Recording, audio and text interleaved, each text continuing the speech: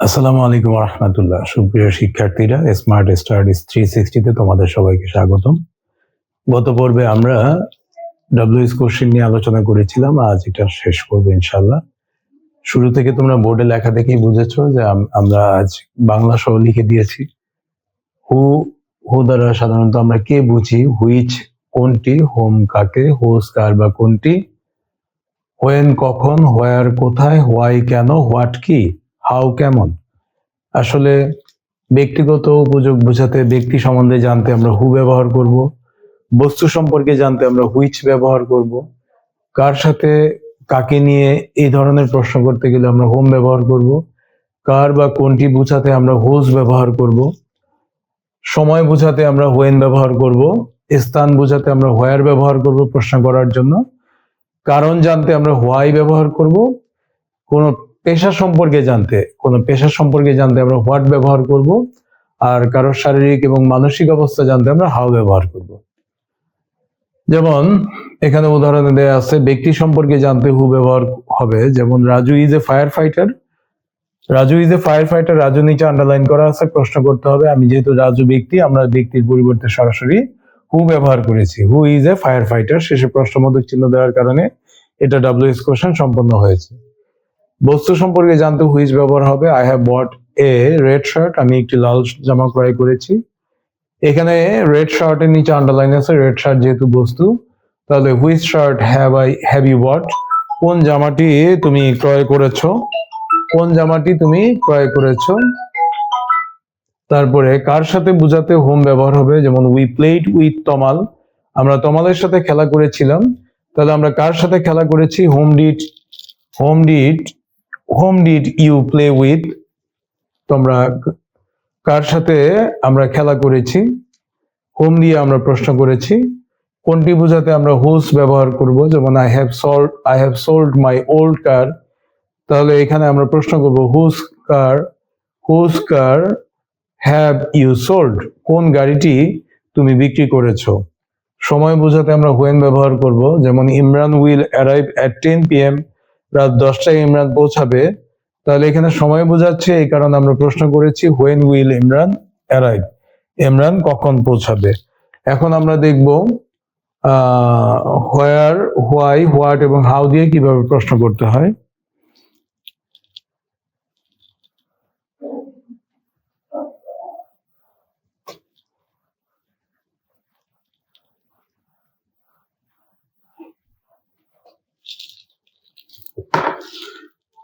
এখানে প্রশ্ন করলাম, একটি বাক্য লিখলাম, বাবুল লিভস অ্যাট মিরপুর। এখানে মিরপুরের নিচে আন্ডারলাইন করা আছে, তাহলে দেখতে হবে আমার প্রশ্নটা স্থান সম্পর্কে হবে। বাবুল মিরপুর বাস করে, তাহলে আমরা প্রশ্ন করব বাবুল কোথায় বাস করে। হোয়ার ডাস কেন ব্যবহার করলাম, লিভের সাথে এস আছে, এই কারণে আমরা ডাস ব্যবহার করব। হোয়ার ডাস বাবুল লিভ,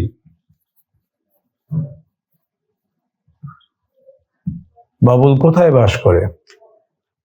আই হ্যাভ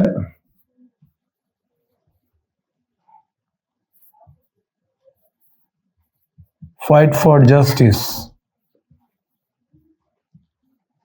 আমি ন্যায়ের জন্য লড়াই করেছি। তাহলে এখানে ফর জাস্টিসের নিচে আন্ডারলাইন করলাম। কেন আমি লড়াই করেছি, কারণ জানবো আমরা কেন। তাহলে এখানে প্রশ্নটা হবে এরকম, হোয়াই হ্যাভ, আইটা ইউ হয়ে যাবে, why have you fight for, কেন তুমি লড়াই করেছিলে, কিসের জন্য লড়াই করেছিলে। কোনো পেশা সম্পর্কে জানতে, কোনো কিছু কারণ সম্পর্কে জানতে বা পেশা সম্পর্কে জানতে আমরা হোয়াট ব্যবহার করব। যেমন মাই brother is a cricketer.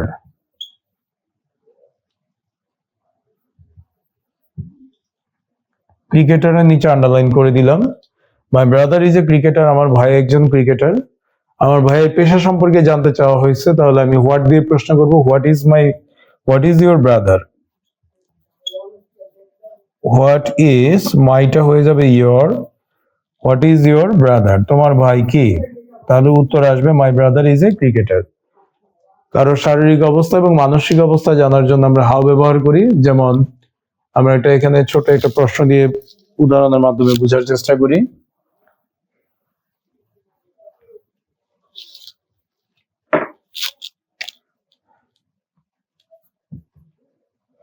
It's very hot today. আজ খুব গরম। হটের নিচে আন্ডারলাইন করা আছে, তাহলে আজকের আবহাওয়ার অবস্থা কেমন তা জানতে চাচ্ছে। আমরা উত্তর এখানে প্রশ্ন করব, how is the weather today. আজকের আবহাওয়াটা কেমন। কেউ যদি এইভাবে প্রশ্ন না করে তাহলে প্রশ্নটা হবে না। How is the weather today, আজকের আবহাওয়াটা কেমন, উত্তর আসবে ইটস ভেরি হট টুডে, আজ খুব গরম। আমরা যদি কারো শারীরিক অবস্থা জানতে চাই, যেমন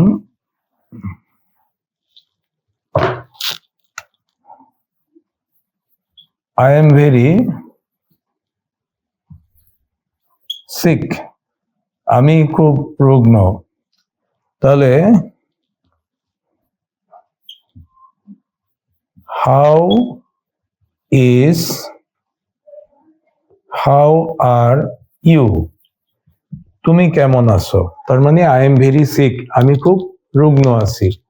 কারো শারীরিক, মানসিক এবং কোনো দিনের অবস্থা জানার জন্য আমরা হাউ ব্যবহার করব। এখন আমরা প্রশ্ন করার জন্য যে আমরা দুইটা মাধ্যম ব্যবহার করি, প্রশ্ন করার মাধ্যমগুলো আমরা একটু জেনে নিই। এবং প্রশ্ন করার জন্য আমাদের কোশ্চেন করার জন্য প্রথমত হচ্ছে অক্সিলারি ভার্বটা আমরা সাবজেক্টের আগে লিখব, প্লাস সাবজেক্ট লিখব, প্লাস ভার্ব লিখব, প্লাস আদার্স, অন্য যা আছে লিখে প্রশ্নবোধক চিহ্ন দিব।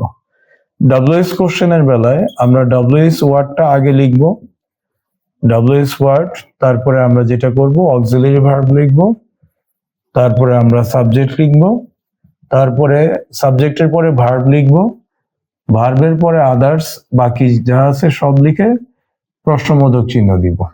এখন অক্সিলারি ভার্ব কি সব সেন্টেন্সে থাকবে? দুটো টেন্সে, তিনটা টেন্সে, বিশেষ করে দুইটা টেন্সে প্রেজেন্ট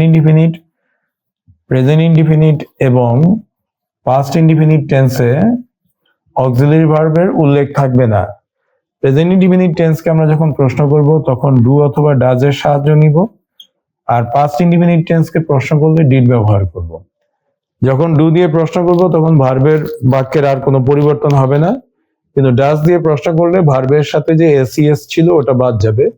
আর যখন আমরা ডিড দিয়ে প্রশ্ন করব তখন অবশ্যই ভার্বের প্রেজেন্ট ফর্ম হবে।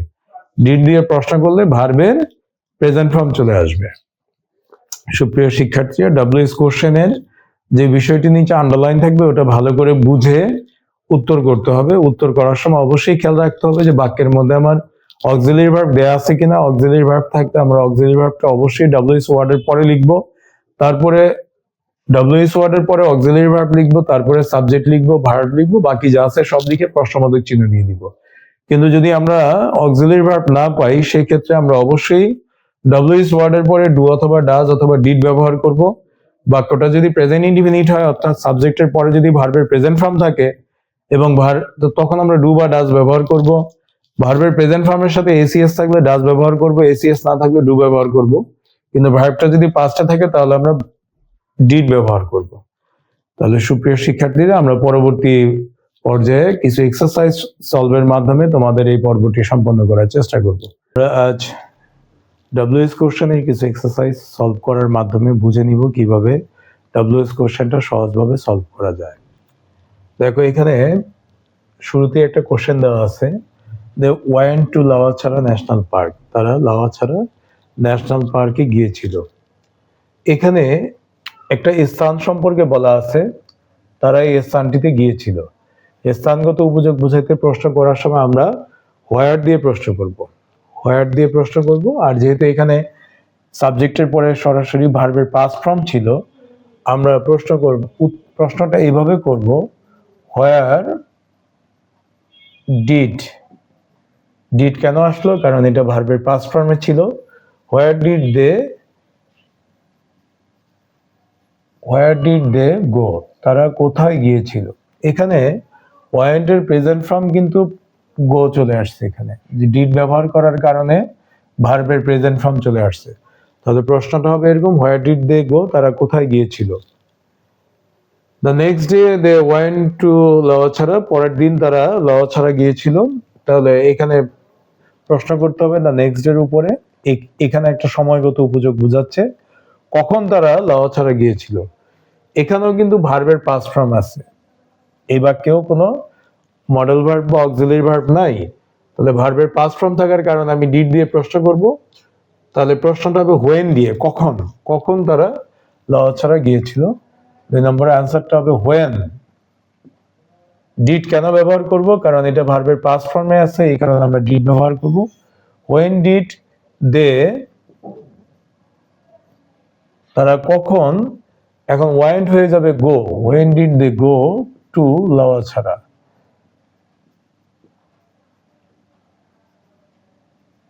তারা কখন লাওয়াছড়া গিয়েছিল। একটু খেয়াল করো, ভার্বের পাস্ট ফর্ম থাকার কারণে কিন্তু আমি ডব্লিউএস ওয়ার্ডটা দেওয়ার পরেই ডিড ব্যবহার করেছি। ডিড ব্যবহার করার কারণে সাবজেক্টের পরে ভার্ব কিন্তু প্রেজেন্টে চলে আসছে। এখানে ওয়েন্ট ছিল, আমরা জানি ভার্বের গো, ওয়েন্ট, গন 3টি ফর্ম আছে, গো, ওয়েন্ট, গন। তাহলে আমরা এই যে পাস্ট ফর্মে ছিল, ডিড ব্যবহার করার কারণে এটা প্রেজেন্ট ফর্মে চলে আসছে।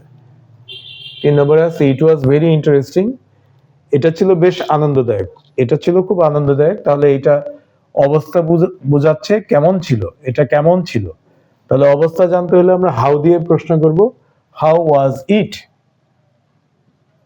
হাউ, যেহেতু এখানে অলরেডি একটা বিভার্ব আছে, তাহলে আমার ডু ডাজ ডিড ব্যবহার করা লাগবে না। হাউ ওয়াজ ইট, ইহা কেমন ছিল। They took a walk in the forest, তারা বনের মধ্যে হেঁটেছিল।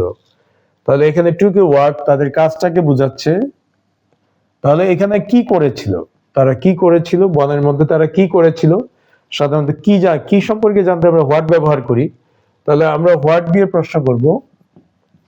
আমরা হোয়াট লিখলাম, যেহেতু এখানে টুক আছে, ভার্বের পাস্ট ফর্ম আছে, সাবজেক্টের পরে সরাসরি ভার্বের পাস্ট ফর্ম আছে, এখানে কোনো অক্সিলারি ভার্ব নেই, সেই ক্ষেত্রে আমরা ভার্বের পাস্ট ফর্ম থাকার কারণে আমরা ডিড ব্যবহার করব।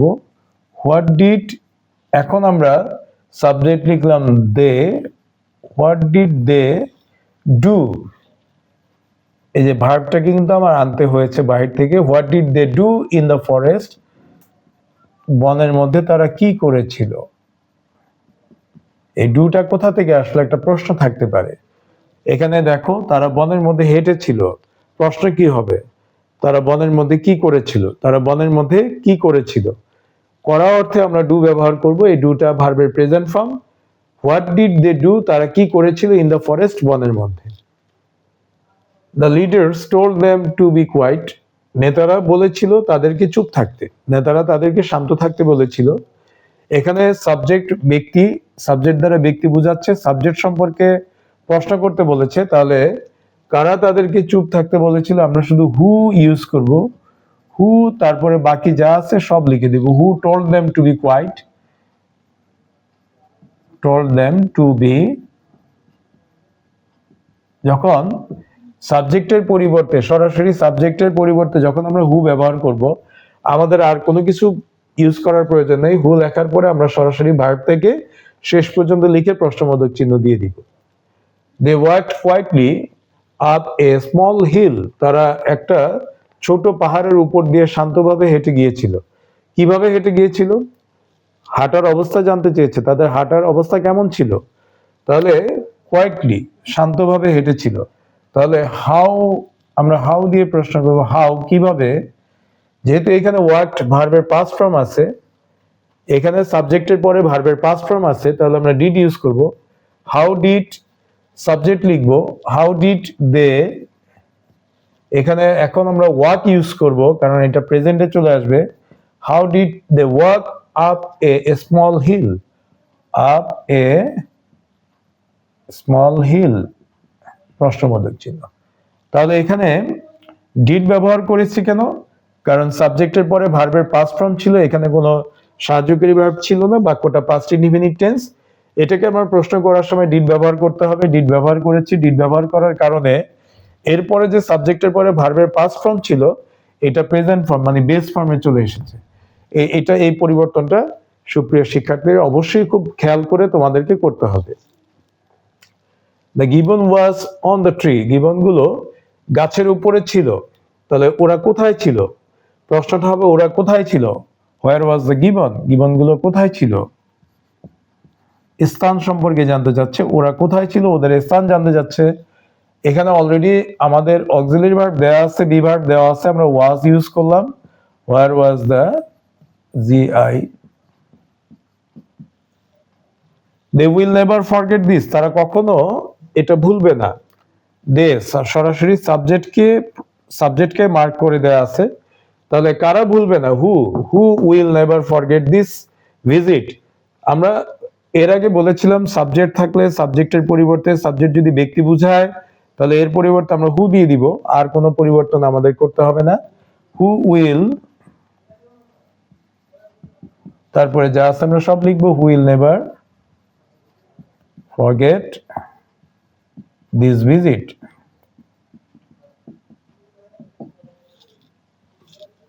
এরপরে আছে they went to the tea cabin after visiting the park, park ভ্রমণ শেষে তারা চায়ের টি কেবিনে গিয়েছিল। After visiting the park, park ভিজিটের পরে। তাহলে তারা কখন গিয়েছিল টি কেবিনে, কখন গিয়েছিল? প্রশ্নটা হবে হোয়েন দিয়ে। হোয়েন দে, দেখো এখানে আমি হোয়েন লিখলাম কারণ সময় সম্পর্কে জানতে চেয়েছে, তারা কখন গিয়েছিল টি কেবিনে। হোয়েন, এখানে সাবজেক্টের পরে সরাসরি ভার্বের পাস্ট ফর্ম আছে, তাহলে আমরা এখানে ডিড ইউজ করব। হোয়েন ডিড, সাবজেক্ট লিখবো তারপরে দে, হোয়েন ডিড দে। এখন ওয়াইনটা প্রেজেন্ট ফর্মে চলে আসবে, go. When did they go to the tea cabin, to the tea cabin, তারা কখন চায়ের কেবিনে বা চায়ের দোকানে গিয়েছিল। এখানে ডিড এসেছে ভার্বের পাস্ট ফর্ম থাকার কারণে এবং ডিড ব্যবহার করার কারণে ওয়াইনটা পরবর্তীতে গো হয়ে গেছে, ভার্বের প্রেজেন্ট ফর্ম হয়ে গেছে। আমরা সর্বশেষ যেটা দেখব, they went to drink, they went to drink, they went to the tea cabin to drink tea, তারা, এখানে আমরা টু ড্রিঙ্ক টি দিয়ে দিলাম, আন্ডারলাইন করে দিলাম। They went to the tea cabin to drink tea, তারা চা পান করার জন্য চায়ের দোকানে গিয়েছিল। এখানে টু ড্রিঙ্ক টি, চা পান করার জন্য, তাহলে আমরা কারণ সম্পর্কে জানতে চাইবো, কেন তারা চায়ের দোকানে গিয়েছিল। তাহলে প্রশ্নটা হবে হোয়াই। এখানে সাবজেক্টের পরে ভার্বের পাস্ট ফর্ম ছিল, সাবজেক্টের পরে ভার্বের পাস্ট ফর্ম থাকার কারণে আমরা এখানে ডিড ইউজ করব। হোয়াই ডিড, হোয়াই ডিড, যেহেতু সাবজেক্ট দে আছে আমরা দে লিখবো। Why did they, why did they, went did use করার কারণে এখন ওয়াইন্টের প্রেজেন্ট ফর্ম চলে আসবে। Why did they go to the tea cabin, কেন তারা চায়ের দোকানে গিয়েছিল বা টি কেবিনে গিয়েছিল। সুপ্রিয় শিক্ষার্থীরা, বুঝে বুঝে তোমরা প্র্যাকটিস করলে আশা করা যায় ডব্লিউএস কোশ্চেনে ফুল 10 মার্কস তোমরা পাবে। পরবর্তীতে তোমাদের বৃত্তি বিষয়ক আরো যে জটিল বিষয়গুলো আছে এগুলো সমাধান করার চেষ্টা করব। বিশেষ করে রাইট ফর্ম অফ ভার্বের যে বিষয়গুলো আছে, রাইট ফর্ম অফ ভার্বটা পরবর্তী ক্লাসে অবশ্যই তোমাদেরকে সহজভাবে সমাধান করার উপায় দেখিয়ে দিব। একদম অল্প সময় আছে, খুব মনোযোগ সহকারে এক্সারসাইজগুলো ভালো করে করো এবং মডেলগুলো প্র্যাকটিস করো বারবার, এবং শুদ্ধ লেখার চেষ্টা করো, সঠিক লেখার চেষ্টা করো, ভার্বের ফর্মগুলো ভালোভাবে বুঝে লেখার চেষ্টা করো। আশা করা যায় তোমরা সফল হবে। ধন্যবাদ সবাইকে। আসসালামু আলাইকুম ওয়া রাহমাতুল্লাহ।